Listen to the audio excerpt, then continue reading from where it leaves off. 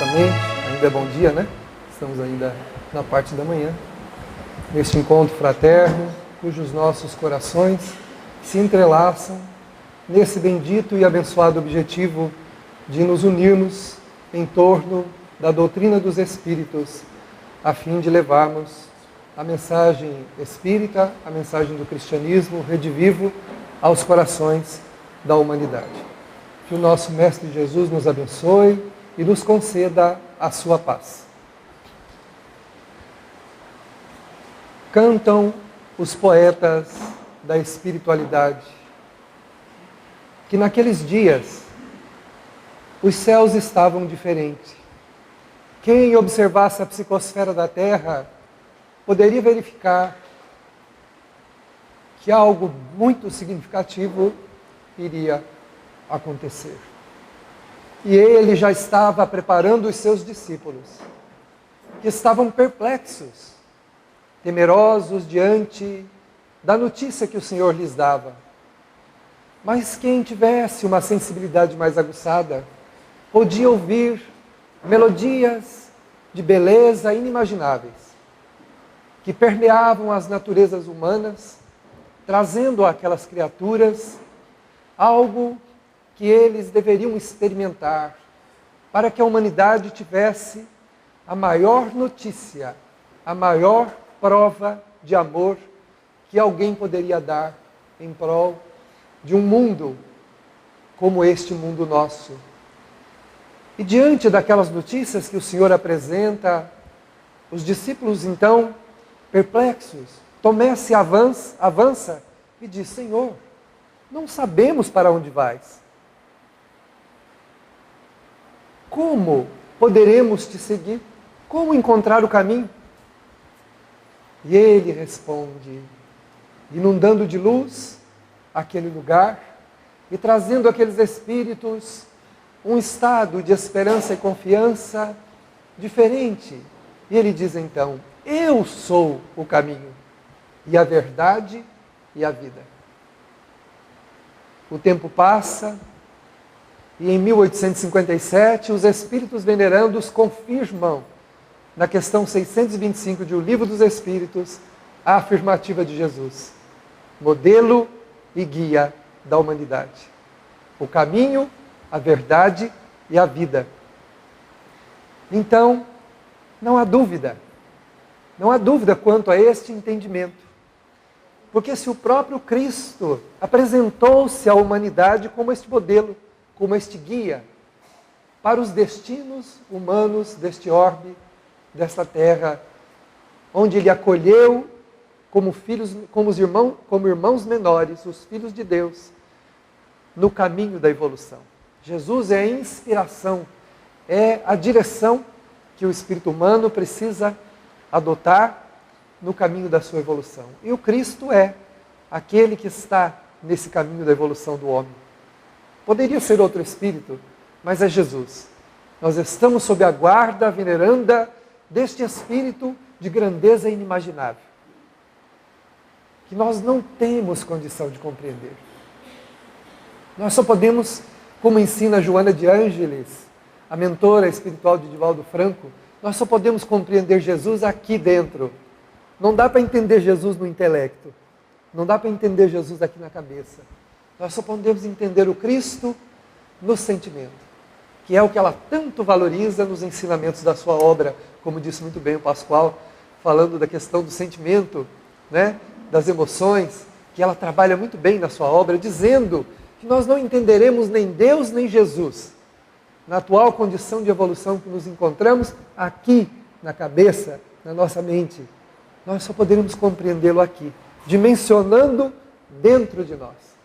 Porque quando fizermos isso, este entendimento através do sentimento fará sentido para nós, porque vai mudar a nossa vida.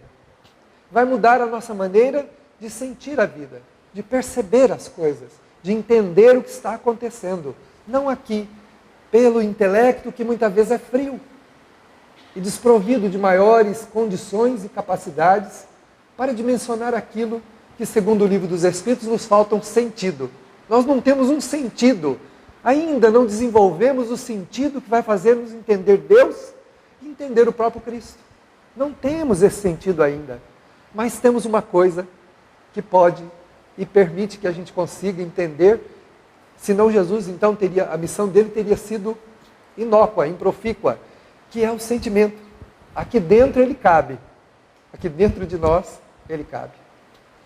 E como caminho, nós vamos entender então que o caminho de que ele fala é ele próprio. Ele é o caminho. Ele próprio.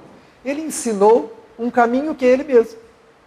E olha a colocação sublime dele no Evangelho. Ele diz assim: aprendei de mim, que sou manso e humilde de coração, e encontrareis descanso para as vossas almas. Por que será que nós não temos descanso?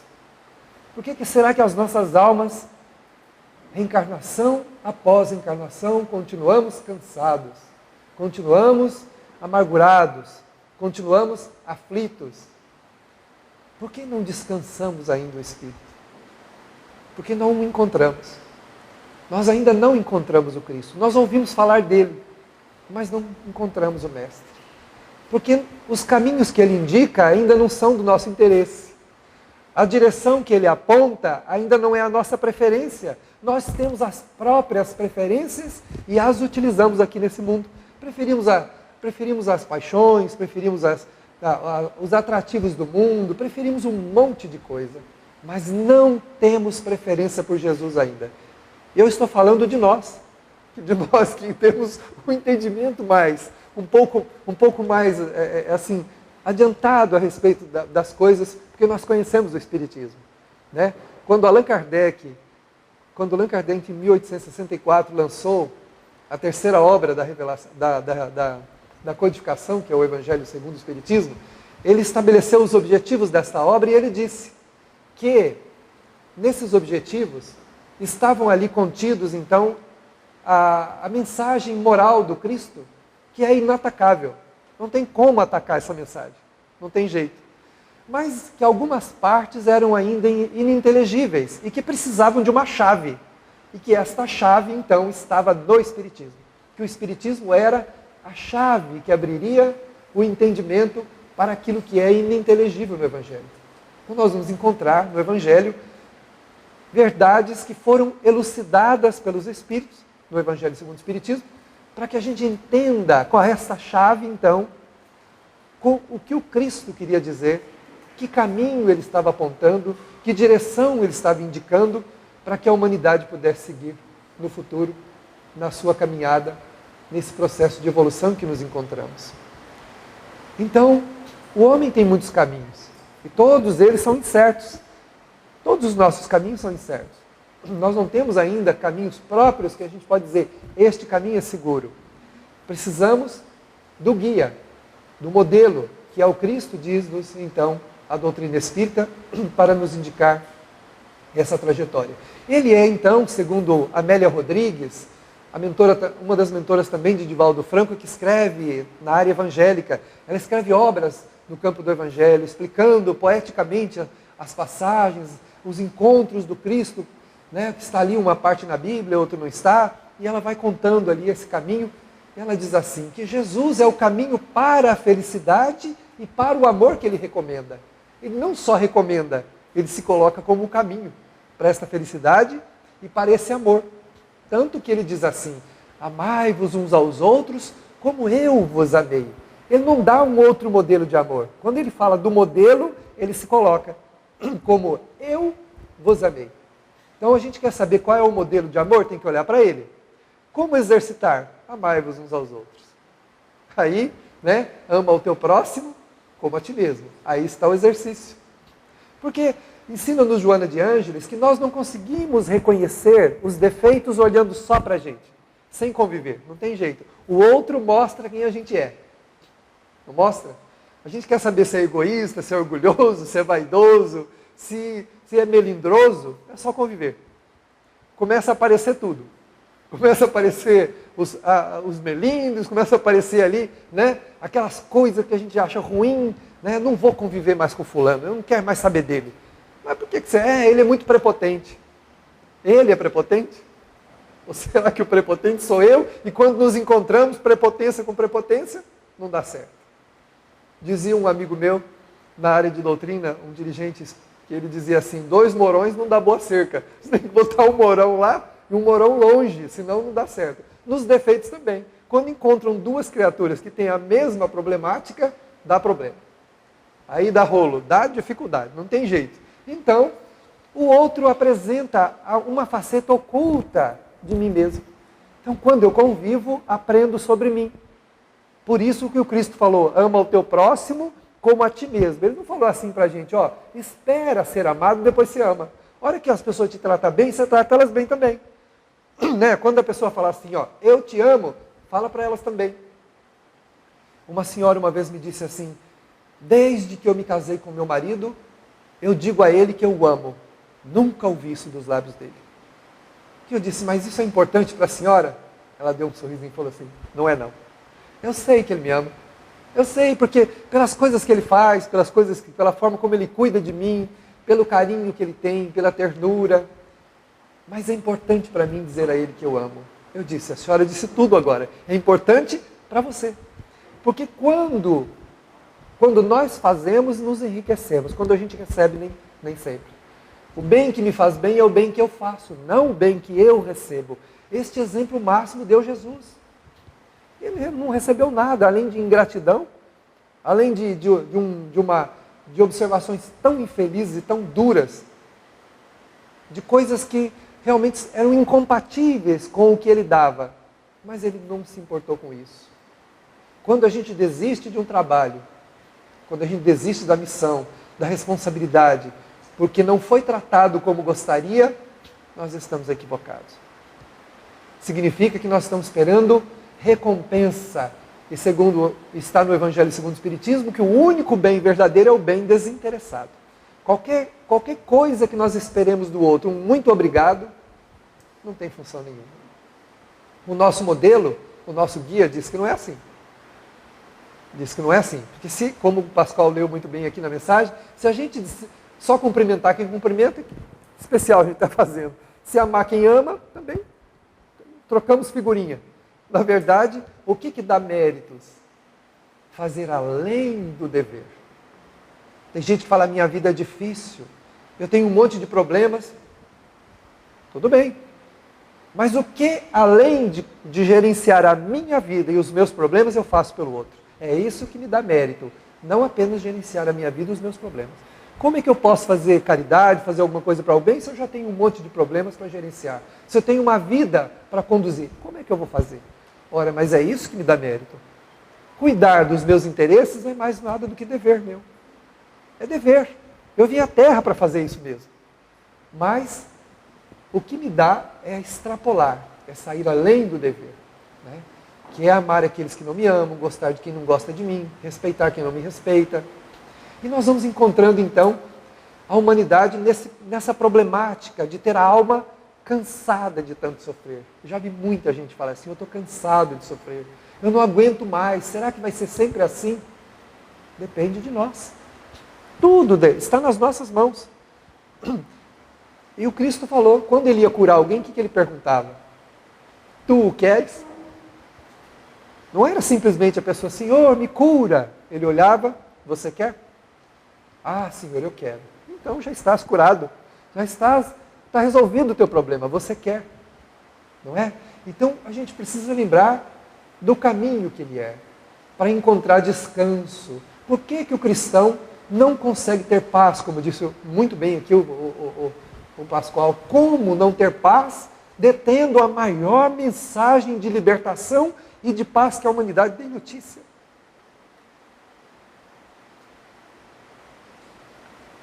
Pela mediunidade, temos tido a oportunidade, muitas vezes, de ter à frente religiosos, espíritos que lidaram em todas as religiões da Terra, que olham nos meus olhos e me perguntam, por que eu não tenho paz? Se eu falei em nome dele, como você tem a ousadia de dizer que ele é a paz, se eu não tenho paz?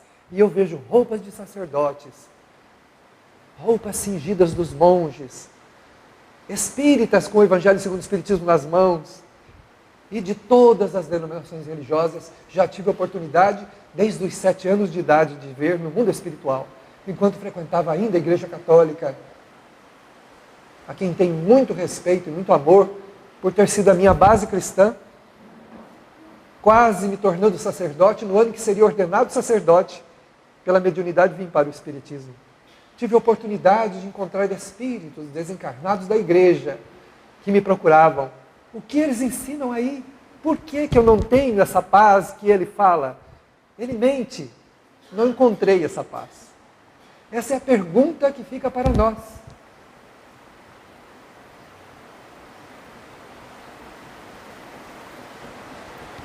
Na época eu não sabia responder.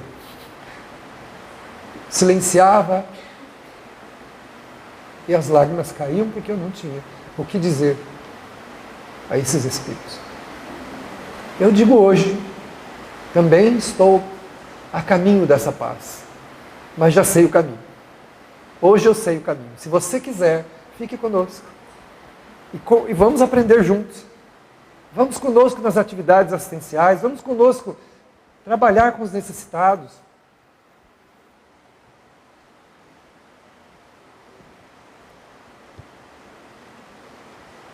E aí nós teremos juntos, chegaremos juntos à mais sublime de todas as conclusões, de que o amor vale a pena. E aí nós vamos entender o que ele verdadeiramente disse a respeito do amor e da paz, que nós tanto queremos, mas ainda não temos. Não temos a alma descansada. Ele disse que a gente encontraria descanso.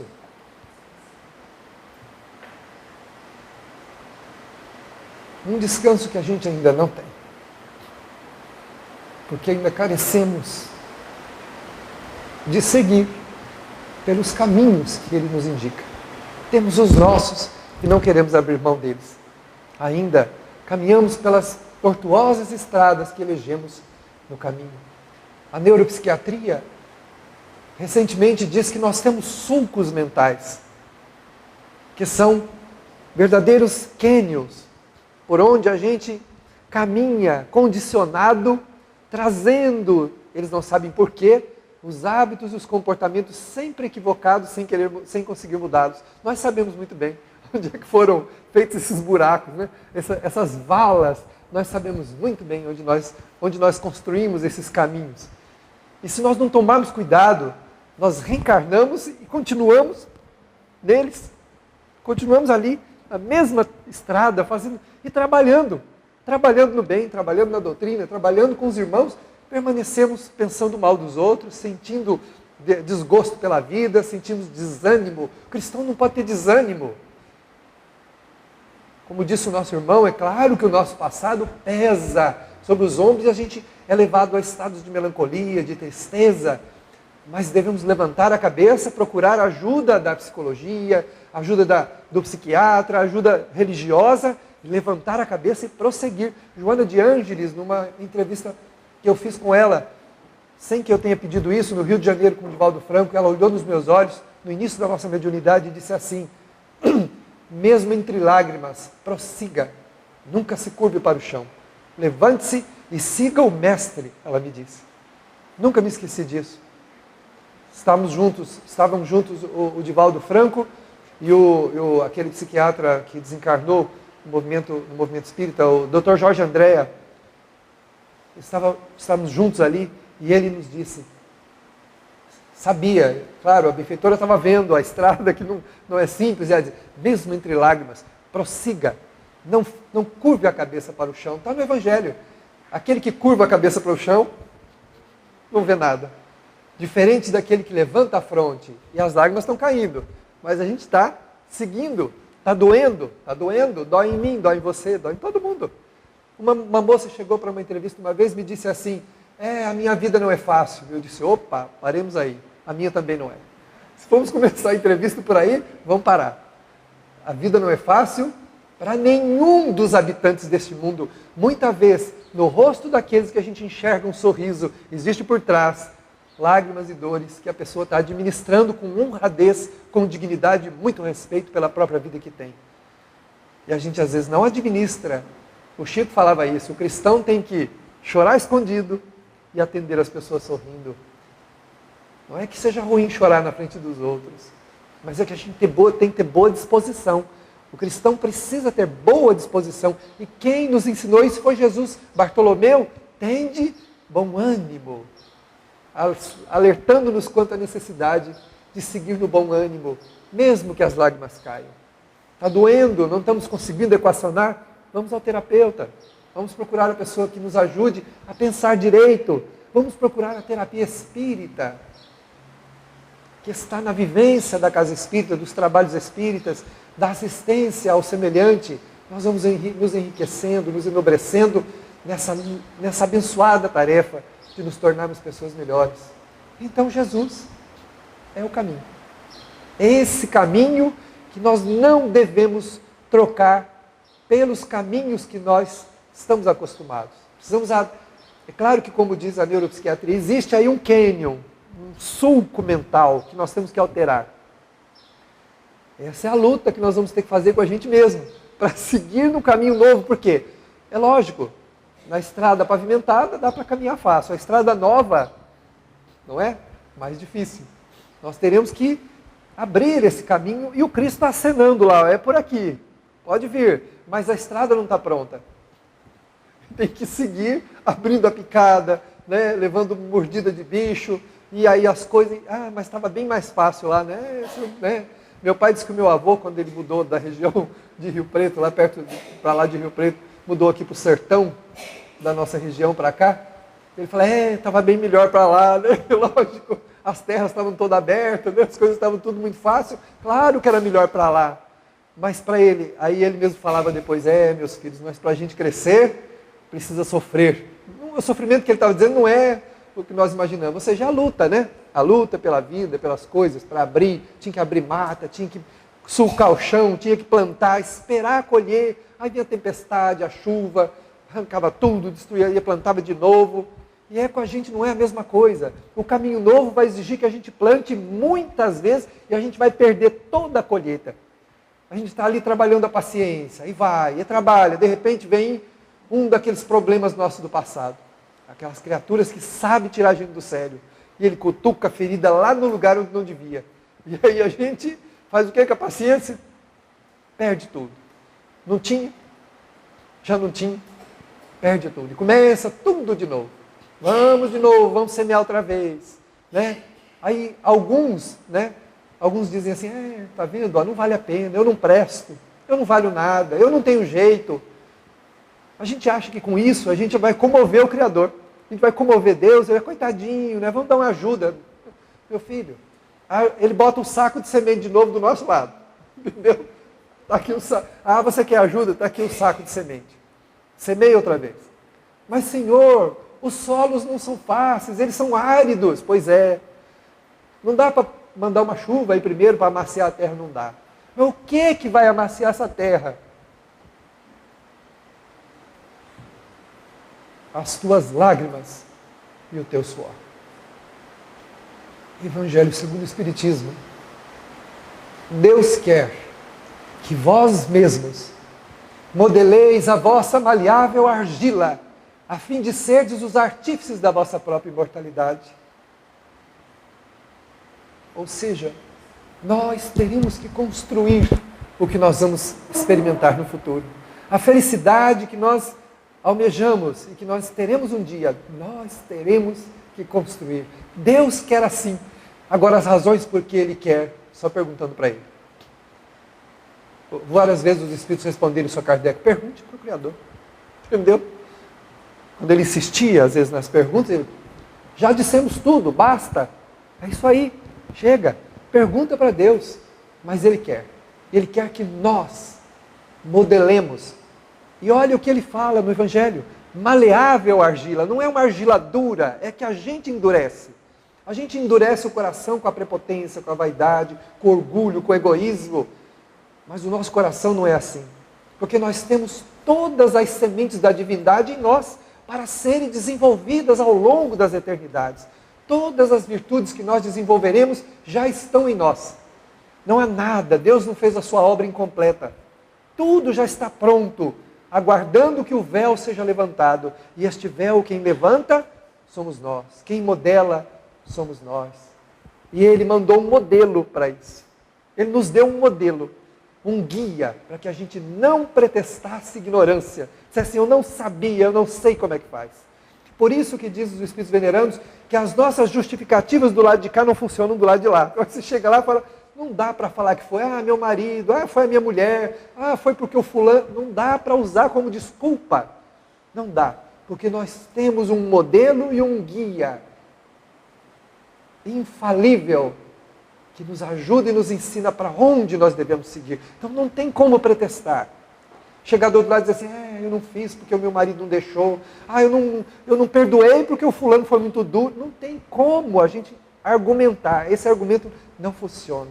Como eu disse a vocês, quantos religiosos procuram as casas espíritas? Os irmãos não têm ideia de quantos espíritos que viveram na religiosidade na Terra procuram as casas espíritas, nas reuniões mediúnicas de todo mundo, de todas as casas, ou mesmo nas atividades, tentando entender o porquê estão como estão no mundo espiritual. Por que eu não tenho paz? Por que eu não tenho sossego? Nós vamos encontrar na obra de André Luiz a história de sacerdotes, de um sacerdote em particular, que ficou cego do outro lado da vida, e enxergar que ele precisava ter vivido a religião, não apenas pregado. Encontramos os espíritas nos nosocomos de Eurípides, lá no livro Tormentos da Obsessão, né? Obsessão e Loucura, e outros tantos, que nós vamos encontrar ali lugares onde aqueles que trabalharam no bem são recolhidos porque têm méritos. Então não sintonizam com regiões de trevas, porque têm méritos de trabalho. Como o Pascoal disse, Deus é bom, Deus não é um carrasco. Se você tem um mérito, aquele mérito é utilizado a teu favor. Passa à minha direita e fique muito feliz que a tua esmola te seja contada. Ou seja, a esmola é contada. Mesmo aquela esmola interesseira, que foi dada, né, por interesse. Livro Alvorada Cristã, Nair Lúcio diz assim, não te torne fiscal da caridade alheia, porque aqueles que dão hoje por interesse, amanhã o farão por amor. E você pode endurecer o teu coração. Então, não importa, a esmola vale, ela tem valor. Então, o espírita também chega ao mundo espiritual com uma ficha de serviço grande. E ele tem merecimento para ser recolhido num hospital psiquiátrico. Para ser tratado como o louco que se torna do outro lado, muitas vezes. Quando o sabedor do caminho se desviou da rota e manteve sem se transformar. Trabalhando, mas sem se modificar. Né? E o que nos dá luz é a luz que a gente faz. Brilhe a vossa luz, falou Jesus. Ele disse que a gente iria ter de doutrina nenhuma luz, não disse que de ninguém a gente iria assimilar a luz. Né? Aqueles que viveram com Chico Xavier não poderiam acreditar que iriam ter luz do outro lado por causa do Chico. Ou seja, seguiram o seu exemplo, tem luz. Não seguiu? Não tem luz. Mas eu era amigo de Chico Xavier. Pois é, meu filho. E o que você aprendeu com ele? Né? Eu não aprendi, né? Mas eu achei que o amigo do homem tinha privilégio do lado de cá, né? Pois é, não tem. Né? Eu era amigo do homem, não tem jeito. Aqui funciona, você dá carteirada, né? A gente estava conversando outro dia entre irmãos, que lá nos cristianismos primitivos, quem mais deu carteirada foi Paulo de Tarso. Todo lugar que ele chegava, eu sou romano. E tá, ele dava carteirada, né? Eu sou romano. Então, e não tinha jeito, ele não era morto, porque tinha uma finalidade essas carteiradas, né? Ele tinha uma missão para cumprir, né, ao contrário da gente que quer privilégio. A gente, eu sou amigo do doutor fulano, né, sou amigo do Pascoal, então, mas sou amigo, né, desse, daquele. Não vai adiantar isso. Para nós, como espírito, não vai. Então, o espírito chega ao mundo espiritual, por não ter seguido o mestre, mas tem uma ficha de serviço. Então, é atendido, mas atendido como louco. Grande parte das vezes como louco. Porque perde o juízo, né? A hora que olha e vê o tamanho da responsabilidade, né? Por isso é que a gente precisa aproveitar a oportunidade de servir. Mas por enquanto eu ainda venho meio obrigado. Então venha, continue assim. Não tem importância. A Emmanuel fala que a disciplina prescinde a espontaneidade. Primeiro a gente vai fazer por disciplina. Depois a gente vai fazer por amor, por espontaneidade, por sentimento, né? Que vai nascendo sem a gente perceber. É uma sementinha que a gente vai jogando lá, e que aos poucos ela vai germinando, e quando a gente percebe, está aqui, ó, na altura dos olhos. Né? Daqui um pouco a gente está estendendo a mão para pegar os frutos. Mas, se não semear, não tem jeito. Né? Então, se vocês acreditam que os filhos de antigamente, os filhos de hoje são difíceis, Meu pai conta, meu avô falava assim, que os filhos, eles chamavam de levar na chincha, né? Os filhos iam para a roça, não é porque queriam não, porque de medo da cara do velho, do pai, entendeu? Ninguém ousava desafiar a autoridade do pai. Ninguém desafiava a autoridade do pai. E ia trabalhar, porque tinha que ir. Então não são os filhos de hoje, é os filhos de sempre. Quem são os filhos? Nós que voltamos com a nossa bagagem, com o que a gente né? É que a gente não lembra do trabalho que deu, não sabe as dificuldades, o que o nosso pai e a nossa mãe renunciou para que a gente nascesse, que a gente estivesse aqui hoje, trabalhando, fazendo algo, o que eles renunciaram, o preço que eles pagaram para nos receber como filhos. Então nós não temos o direito de exigir nada deles, e nem dizer que esse ou aquele, não é? Então vamos lembrando disso. E aí, a verdade, né? Jesus falou que é o caminho, a verdade. A verdade são os seus ensinamentos. O que Ele nos ensinou. E nós voltamos muitas vezes à Terra, em busca dessa verdade que nós rejeitamos. Todas as encarnações nós encarnamos para buscar essa verdade. Os homens têm suas... A Amélia Rodrigues diz que os homens têm suas teses, suas filosofias, mas somente Jesus tem a verdade. E a gente vem para cá direto buscar essa verdade.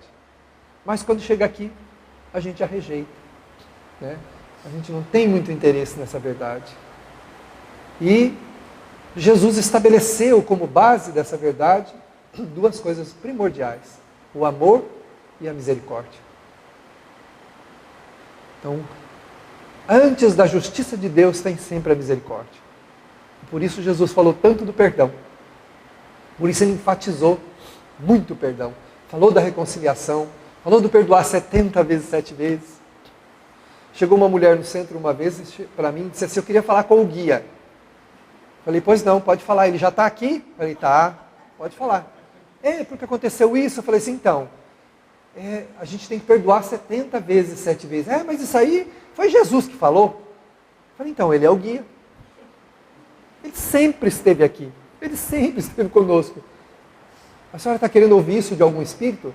Se nós podemos ouvir do Cristo, Ele é o guia. A senhora está falando com o guia, falando com Jesus. Ele diz que é para perdoar. E aí ela foi embora, não voltou nunca mais. Estava querendo que passasse a mão na cabeça dela, né? E que a gente oferecesse lá, pedisse algum dinheiro para ela, para fazer algum trabalho, alguma coisa, né? Para que a pessoa fosse punida por aquilo que ela estava entendendo no relato que ela me fez, que foi o mal que a pessoa fez a ela. Eu falei: minha senhora, o maior mal que aconteceu nessa história com a pessoa foi o que a senhora fez com o que a pessoa lhe deu. A senhora transformou isso num martírio, num sofrimento inenarrável, porque a senhora escolheu. Diz Joana de Ângeles: melindrar-se, magoar-se é da natureza de todos nós. Guardar mágoa e melindre é uma escolha. A gente pode escolher continuar melindroso, magoado, ou pode simplesmente viver em paz, que é deixar com o outro o que ele fez. É um problema dele. Mas se eu quiser, eu posso pegar aquele mal e transformar aquilo num tormento que daí 40 anos eu estou lá falando da mesma coisa. Né? Quantas vezes as pessoas continuam comentando, ao longo do tempo, indefinidamente comentando aquele mal, aquela dificuldade, aquela dificuldade, aquela dificuldade. Então o mal que me faz mal não é o mal que eu recebo, é o mal que eu faço. E esse é o mal que eu faço a mim mesmo, quando eu guardo mágoa e ressentimento. Senão Jesus não teria pedido para perdoar. Para que perdoar? Uma senhora frequenta o estudo da manhã nosso lá, no sábado de manhã. E é o estudo, a gente trabalha a obra da Joana de Ângeles para aprender um pouquinho da gente mesmo lá, fazer um estudo da nossa personalidade, né? De quem nós somos e tal. E ela praticamente senta na plateia alheia. Ela senta ali, alheia. Quando se fala em perdão, paciência ou tolerância, ela é arrancada das profundezas do inferno e vem para a realidade. E volta com o olho desse tamanho, soltando fogo pela venta. E levanta, fica de pé. Perdoar? Eu não perdoo minha filha nunca. E um dia, ela já repetiu mais dezenas de vezes isso, mas um dia, Ela contou. E ela deve fazer bem, porque toda reunião ela está lá. Né? Se ela tivesse magoado com a resposta, tinha ido embora. Toda reunião ela está lá. Aí ela contou que, num passado, ela queria muito que a filha escolhesse uma profissão, a filha escolheu outra. Contrariou ela. Depois, ela queria que a filha casasse com uma pessoa de posses. A filha escolheu um outro marido. Casou-se, mais uma contrariedade. Aí, a filha foi embora para os Estados Unidos, numa oportunidade de emprego, e ficou lá por muitos anos. Vinha visitá-la, mas nessas visitas aconteceu uma coisa curiosa. Ela não aceitava receber a filha em casa. Ela dizia que as portas estavam fechadas para ela, porque ela traiu todos os desejos dela em relação à filha. Tudo bem. A filha separou-se lá do marido, continuou vivendo, trabalhando, e a filha desenvolveu câncer. Avisada pelos médicos que teria pouco tempo de vida, ela resolveu vir para o Brasil. E procurar arrego onde? Imagina. Para onde a gente sempre volta se não for orgulhoso. Para os braços da mãe. E a filha procurou esses braços. Doente, sem condição de cuidar de si mesma. E ela bateu a porta e disse: aqui você não entra. A filha foi acomodar-se na casa de amigos que cuidaram dela até a desencarnação. Porém, meus irmãos, o fato da gente fazer o que a gente quer não quer dizer que a gente vá se sentir bem com isso depois. Ela instalou uma culpa terrível, que é o que o Pascoal colocou aqui. Uma culpa que está tentando dizer a ela: você precisa primeiro arrepender-se, dizer que você errou com a sua filha, e depois perdoar-se, dar-se o direito de prosseguir aprendendo, evoluindo, mas não simplesmente através do amor, escolhendo tarefas do bem no amor, para que o teu sentimento consiga então se emoldurar no teu coração e no futuro não te permita mais fazer isso. O problema não é o erro que a gente cometeu, é continuar cometendo, é continuar errando. Deus não está interessado no mal que a gente fez, Ele quer saber o que a gente quer fazer para se tornar melhor. Como disse o Pascoal, a gente depois vai se encontrar com o que a gente criou. É um problema nosso, não é um problema de Deus. Não tem tribunal, não tem um advogado de defesa nem de acusação no mundo espiritual. Porque Deus não acusa ninguém. Deus não acusa seus filhos, Deus não conspira contra a felicidade dos seus filhos. Mas o que Ele faz? Ele dá a oportunidade que, se você magoou ou feriu alguém, que você se encontre com a pessoa, para acertar com ela. É ela o meu problema, não é Deus. Eu velei a face de Deus. O Deus é inatingível. Nós nem compreendemos Deus direito. Como é que a gente vai falar que Deus se ofende? Isso são os atributos que nós emprestamos a Ele. Atributos nossos que nós emprestamos ao Criador. Né? Mas o que Deus faz? Permite, porque na verdade é a gente que pede.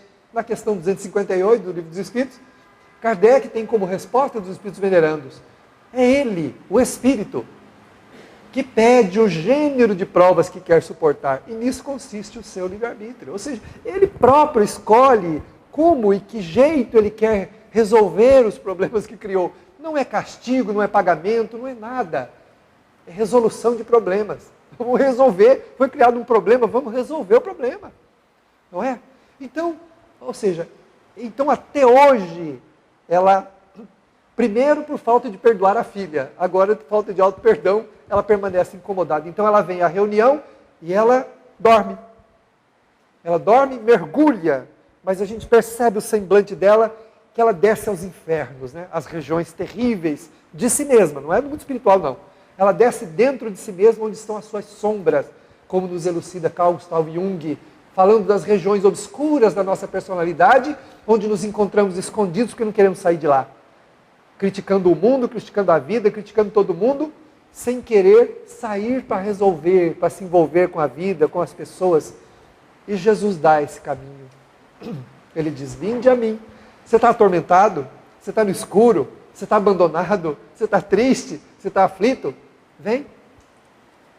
Curioso é que Ele não vem buscar. Ele diz: vinde a mim. Ou seja, é o caminho novo que a gente vai ter que seguir e fazer. E Ele está dizendo: eu sou o caminho, vem, é por aqui. Senhor, mas não tem caminho nenhum aí. É claro, você vai abrir. Aqui está a bússola, vem por aqui, ó, é nessa direção. É nessa direção. Mas né? E aí no meio, os percalços. Por conta da nossa imperfeição. A gente vai cair, vai recomeçar, vai perder a colheita, vai começar de novo. E assim vai. E nós vamos andando, vamos cada vez melhor. Como disse o Pascoal, eu também lembrei de um orador que eu vi na internet, ele fala assim, e ele não é espírita, ele fala, curioso é que os pessimistas sempre dizem que o mundo está pior, que está tudo ruim, que o negócio virou uma desgraceira, que não tem mais jeito, que a coisa vai acabar. Ele fala assim, as estatísticas dizem o contrário. Quando você pega todas as estatísticas, elas dizem o contrário. Pegar as estatísticas de morte lá de Roma, lá do velho, misericórdia, cada batalha. Hoje nós temos infinitamente menos guerras do que tinham no passado. Hitler exterminou quantos milhões de pessoas? Quantas coisas aconteceram? Hoje não está acontecendo isso. Então, como as estatísticas dizem, ele fala, o mundo está melhor. E nós espíritas dizemos que o mundo está melhor, por quê? Porque as pessoas estão melhores. O ser humano está melhor. É lógico que ainda a nossa imperfeição, ela sai. A gente ainda não é perfeito. Então, em algum momento, a gente vai meter os pés pelas mãos. É muito natural isso. Mas nós estamos melhores. Nós estamos melhores. Quando a gente vê aqueles países perfeitos, no sentido material, né? Não espiritual, que está a sociedade toda organizada, os governos funcionam, tudo funciona. Não funciona por causa do governo, funciona por causa do povo. O cara vai lá pegar um jornal na banca de revista, não tem ninguém vendendo, e ele pega o jornal e deixa o dinheiro lá. Faz o troco justo e leva embora. Só o jornal e o seu troco. Então o país não está melhor, naquele sentido, por causa dos governos desses países. É porque aquelas pessoas se instruíram, se educaram e compreenderam que devem agir desse jeito, fazer daquela forma, se comportar daquela maneira. Porque é assim que vai acontecer. Allan Kardec nos ensina, e ele fala no livro Viagem Espírita de 1862, que a reforma não vai acontecer nas instituições, vai acontecer em nós. Quando nós melhorarmos, nós mudaremos as instituições. Não adianta o espírita se enfiar lá no meio das coisas. Ele vai se diluir e vai virar um no meio de todos os outros lá, e não vai adiantar muita coisa. Claro que você pode fazer um ato ou outro, mas agora, o que nós temos que trabalhar? Primeiro, a nossa mudança. Primeiro eu. O que disse Jesus a Pedro quando ele chegou lá reclamando? O que te importa os outros, Pedro? Segue-me tu. Você que tem que me seguir, criatura. Ou seja, eu não tenho que exigir que aquela pessoa, que aquele homem, aquela mulher, aquele outro, eu que tenho que ser melhor. Eu que tenho que seguir o Cristo. Segue-me tu, Pedro. O Espiritismo é uma doutrina individualista, não é coletiva. Ela não foi feita para a coletividade, foi feita para a pessoa, para a individualidade. Aquele que tem contato com ela é que faz a transformação. Nós não transformamos ninguém. Por isso que a doutrina espírita é uma doutrina para a pessoa. Né? A gente sempre quer aplicá-la nos outros. Meu marido tinha que estar aqui, né? Minha esposa, meu amigo, meu filho. Quem tinha que estar aqui está. Sou eu. Eu que tenho que estar aqui. Eu, Davi, tinha que estar aqui nesse momento, aprendendo comigo, falando para os meus ouvidos, está aqui ó, pertinho da minha boca, estou aprendendo, escutando aqui, não tem como alegar ignorância depois. Sou eu que estou aprendendo. Não é? Então, ou seja, é uma doutrina individualista, que trata a pessoa, não trata o coletivo. O coletivo melhora no sentido de que melhora a pessoa. Né? Tanto é que, como já foi falado, o Dr. Bezerra de Menezes, numa mensagem, ele diz assim que muitas casas espíritas, de centro espírita, só tem um rótulo lá na frente. Só tem um título lá. Não se vive a fraternidade, não se vive o amor ao próximo, não se vive a tolerância, não se vive a paciência e muito menos as práticas. Nem são espíritas. Então, adianta o coletivo? Adianta a gente estar reunido fazendo uma coisa, quando cada um faz o que quer, ou estamos num rumo que não é aquele devido? Não adianta. É pessoal. Sou eu que tenho que viver. Sou eu que tenho que perdoar. Sou eu que tenho que compreender. Sou eu que tenho que tolerar. Para o meu próprio bem. Não é para o bem do outro.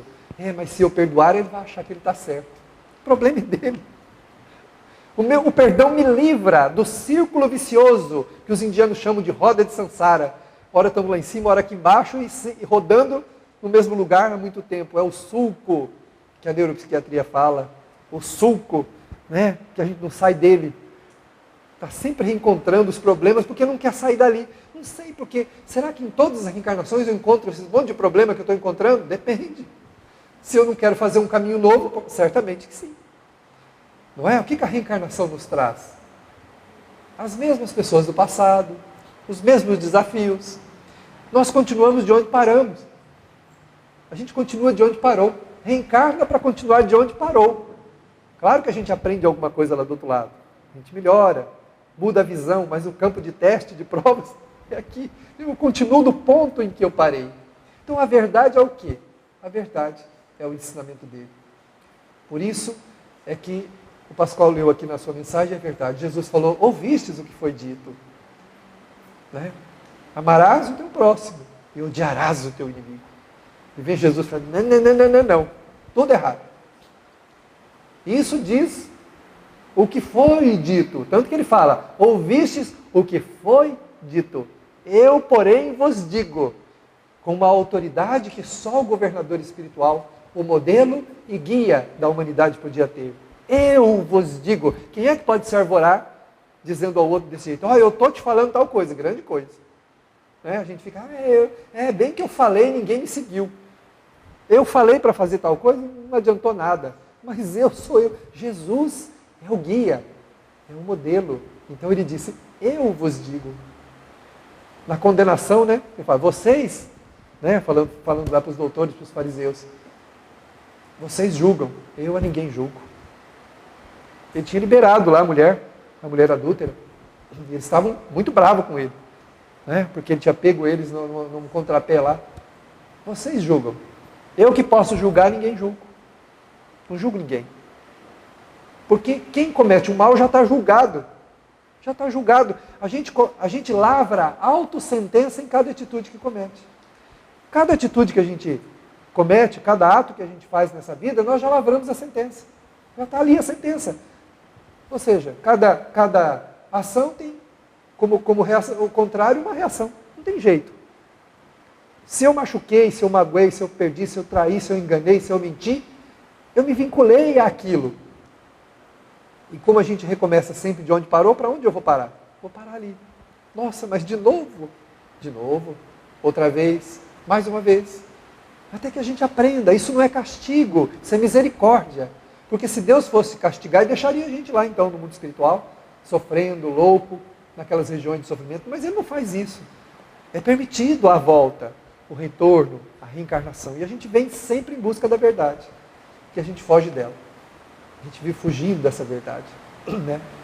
E Kardec estabelece, né, como a maior base dessa verdade, a caridade. A base que o Espiritismo se estabelece, né, como o maior instrumento de libertação e de modificação do ser humano, a caridade. Porque a caridade, ela mobiliza recursos dentro da alma que nós desconhecemos. Ela molda uma natureza nova, diferente daquela natureza que nós conhecemos. E ao cabo de algum tempo, nós nos vemos diferente da pessoa que a gente é. Dona Conceição é uma senhorinha que nós visitamos. Falo senhorinha por misericórdia, tadinha. Ela deve pesar 220 quilos, mais ou menos. Ela pesa 220 quilos, não sai mais dali da casa, da cama, só numa cadeira ali e tal. No mês passado, mais ou menos, a gente tem um rodízio de visita e eu caí lá na casa dela juntamente com um amigo. Fomos fazer a visita. Terminada a visita, ela disse assim, eu queria agradecer muito a vocês. Agradecer por quê? Ela disse assim, a minha vida mudou completamente nesses 2 anos que vocês nos visitam. Eu olhei à volta assim, pensei, ela deve estar pesando pelo menos uns 5 ou 10 quilos a mais do que ela estava pesando, não sei o que mudou aqui, né? Porque a gente tem uma visão simplória, né? E olhei para o lado assim, falei, meu Deus, mas o que mudou? Ela disse assim, tudo aqui dentro mudou. Onde tinha que mudar? Porque ela tem uma doença endócrina, ela tem uma dificuldade que provavelmente não consiga emagrecer muito. E ela tem medo de fazer cirurgias e tal. Aí ela disse assim, aqui dentro tudo mudou. Ela disse, eu era uma pessoa amarga. Eu detestava a minha família, os meus filhos. meu marido, porque eu olhava para eles e via que eles tinham uma vida que eu não podia ter. Então eu os odiava, os detestava. Era uma pessoa de difícil trato, nunca facilitei nada para eles. Ao contrário, nesse último ano, eu me tornei uma pessoa diferente. Eu passei a compreender a vida de um jeito diferente, do jeito que vocês falam ali dos livros que vocês leem para mim aqui. Eu tinha pelo menos 2 crises de pressão por ano e tinha que ser internada. Nesses 2 anos eu não tive nenhuma crise de pressão. E pasme vocês, apesar da minha gordura, as minhas taxas estão todas dentro dos limites suportáveis. E um amigo que estava conosco era médico. E ele disse assim, a que você atribui isso? Ela disse, ao que mudou dentro de mim. Hoje eu tenho alegria de viver. Hoje eu tenho vontade de acordar de manhã. E eu sei que se eu estou dessa maneira, alguma razão existe para isso. E esta razão não é culpa de ninguém, não é culpa de Deus, e também não é culpa minha, porque provavelmente sou profundamente ignorante em relação às leis de Deus. Então estou aprendendo agora que o meu futuro depende de como eu devo ser agora. Então a caridade beneficia quem faz e beneficia quem recebe, quando deseja receber. No caso dela, ela desejou receber. E ela está se renovando, crescendo, se tornando uma outra pessoa. Foi uma das lições que eu pretendo guardar no meu coração para toda a minha vida. Ao observar aquela criatura, percebi o quanto é importante a gente mudar. E o quanto a gente desconhece o que acontece à nossa volta com as nossas atitudes e as nossas ações. Nós desconhecemos o quanto as pessoas nos toleram, têm paciência conosco, nos perdoam, quanto cada pessoa faz por nós. Nós desconhecemos isso. Porque a gente é iludido quanto a si mesmo. Então é importante fazer o bem, para tomar consciência de quem a gente é. Quando a gente faz caridade, não é o outro que é beneficiado em primeiro lugar, é a gente, porque a gente começa a questionar a própria vida. Quem eu sou? O que eu estou fazendo da minha vida? Né? E aí a gente se volta para o guia e o modelo da humanidade, lembrando dos seus conselhos, do seu direcionamento, do seu convite pessoal e intransferível. Eu não posso, como disse o Pascoal, transferir a minha felicidade para a mão do outro. Casar com alguém para a pessoa me fazer feliz. É uma tarefa inglória. Ninguém pode fazer isso.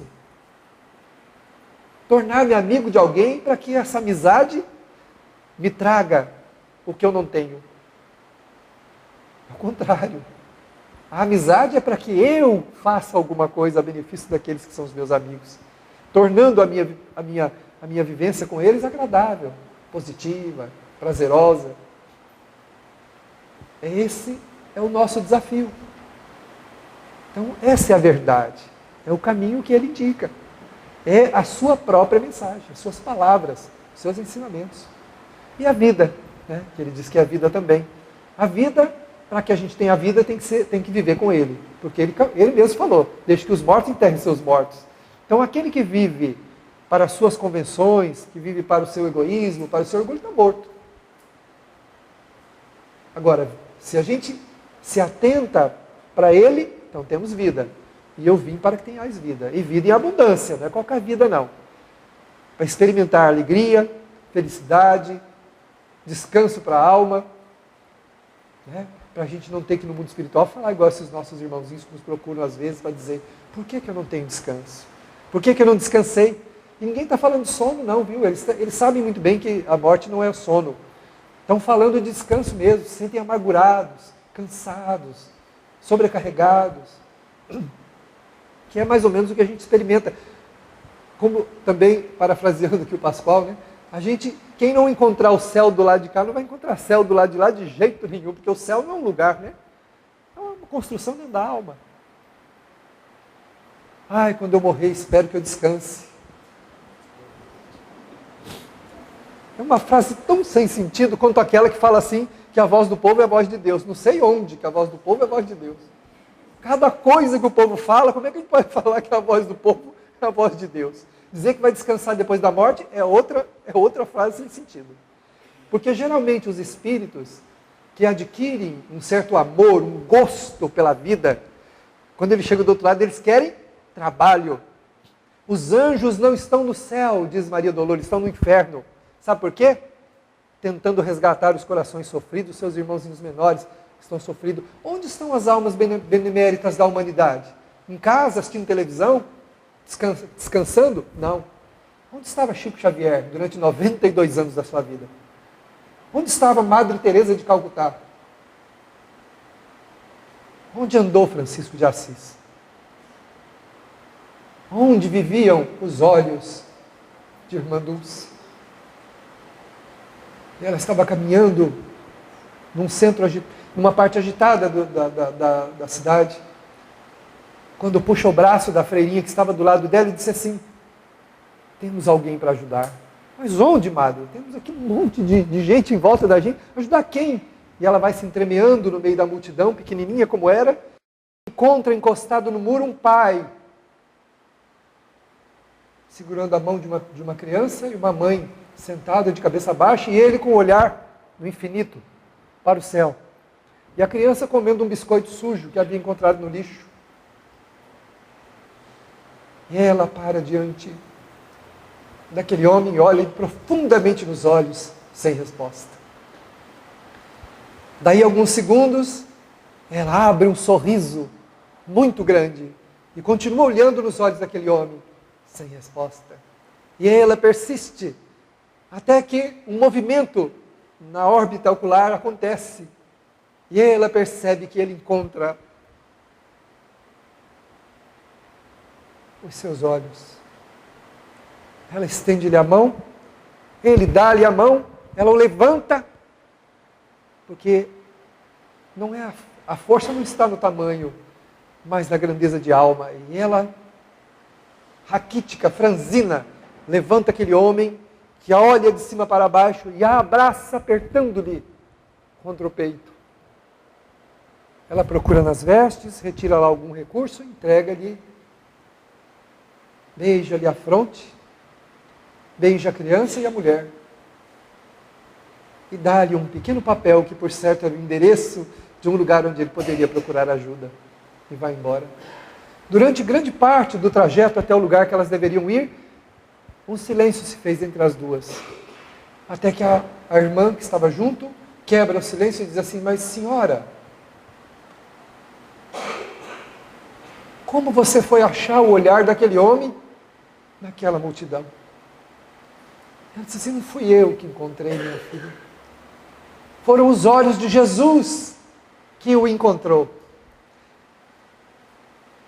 Mas onde estão os olhos de Jesus, irmã? Aqui, nos meus. Porque quando eu fiz os votos de pobreza e prometi a Ele ajudar os meus irmãos, eu pedi a Ele: então me dê os teus olhos, para que eu os possa enxergar.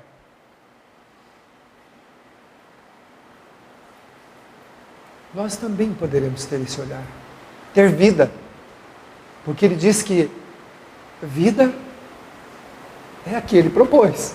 Fora do que Ele propôs não tem vida, tem morte. E todo dia tem morto enterrando morto nesse mundo. Todo dia tem morto enterrando morto. A gente chora a morte do pai, chora a morte da mãe, chora a morte de um amigo, mas não chora a própria morte.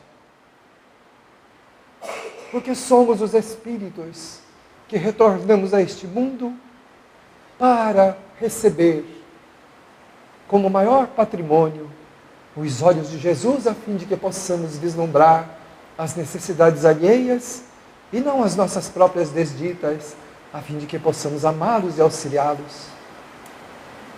Para que não nos tornemos incautos como Judas, que, ouvindo o barulho abafado das moedas que caíram ao seu lado, um som estridente para o seu espírito e para a sua mente despreparada, enlouqueceram-no, levando-o no trajeto das sombras que o assediavam até a beira do abismo, onde procurou o galho infame e, passando a corda da vergonha no pescoço, atirou-se para não mais voltar à vida física, mergulhando nas dores e sofrimentos próprios, não daqueles que cometem erros, mas dos covardes que não desejam enfrentá-los e não desejam procurar o Cristo na sua misericórdia para dirimir as próprias dúvidas a respeito do engano que cometeu, pois a sua mensagem, o seu evangelho, é a luz que acendemos na alma e na razão, a fim de que possamos enxergar claro a existência humana,